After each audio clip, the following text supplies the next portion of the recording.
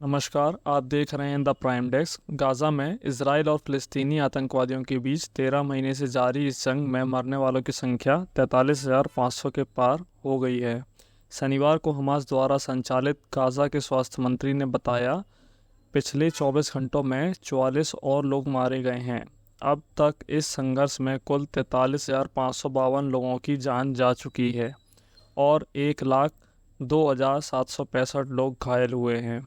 Gaza के नागरिक सुरक्षा एजेंसी के अनुसार बीती रात इजरायली हवाई हमलों में कम से कम 14 फ़िलिस्तीनियों की जान गई है, जिसमें महिलाएं और बच्चे भी शामिल हैं।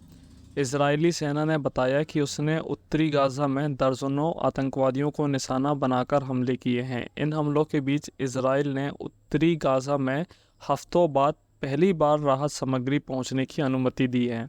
शनिवार की रात एक इजरायली हवाई हमले ने गाज़ा सिटी के तुफ़ा इलाके में एक पुरानी स्कूल इमारत को निशाना बनाया, जिसमें शरणार्थी केंद्र के रूप में उपयोग किया जा रहा था।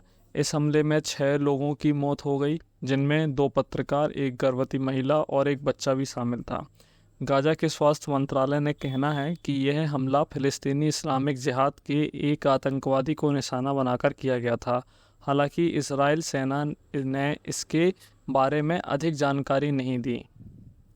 एक अन्य घटना में दक्षिणी गाज़ा के खान यूनिस इलाके में एक अस्थायी तंबू पर इजरायली हवाई हमले के कारण 7 लोगों की मौत हो गई, जिनमें 2 महिलाएं, एक बच्चा भी शामिल थे। नासिर अस्पताल में यह जानकारी दी, लेकिन इजरायली सेना ने इस हमले पर अब तक कोई टिप्पणी नहीं की है। इस बीच COGAT, जो गाज़ा में मानवीय सहायता के लिए इजरायली सेना का निकाय है, ने बताया कि शनिवार को 11 ट्रक राहत सामग्री लेकर उत्तरी गाज़ा में पहुंचे हैं। इसमें भोजन, पानी और चिकित्सा आपूर्ति शामिल है। पिछले महीने से उत्तरी गाज़ा में यह पहली बार है जब राहत सामग्री वहां पहुंच पाई है। यह कदम अमेरिकी दबाव के बीच उठाया गया है, जिसमें इजराइल से गाज़ा में राहत वितरण में सुधार करने की मांग की गई है। विशेषज्ञों ने चेतावनी दी है कि उत्तरी गाज़ा के कुछ हिस्सों में भूखमरी का खतरा मंडरा रहा है।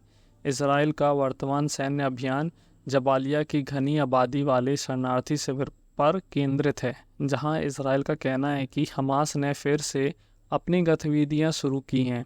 इस अभियान से प्रभावित अन्य क्षेत्रों में गाज़ा सिटी के उत्तरी स्थित में बेत लाहिया और बेत हानून शामिल है।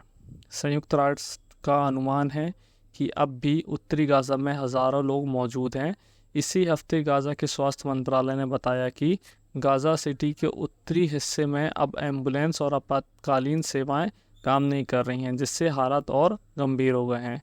इस पूरे संघर्ष के दौरान इजरायली सेना का यह आरोप रहा है कि हमास गाज़ा में स्कूल, संयुक्त राष्ट्र की इमारतों और अस्पताल जैसी नागरिक संरचनाओं को उपयोग अपने ठिकानों के रूप में करता है। इन आरोपों पर दोनों पक्षों की अलग अलग राय है और इन संरचनाओं का इस्तेमाल करना इस 13 महीने लंबे संघर्ष का एक विवादित मुद्दा बना हुआ है।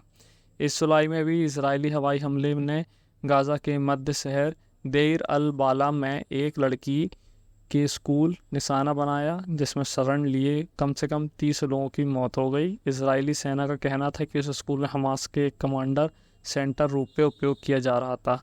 वहां हथियारों का बड़ा भंडार रखा था। गाज़ा के स्वास्थ्य अधिकारियों का कहना है कि अब तक संघर्ष में मारे गए लोगों में से आधे से अधिक महिलाएं और बच्चे हैं।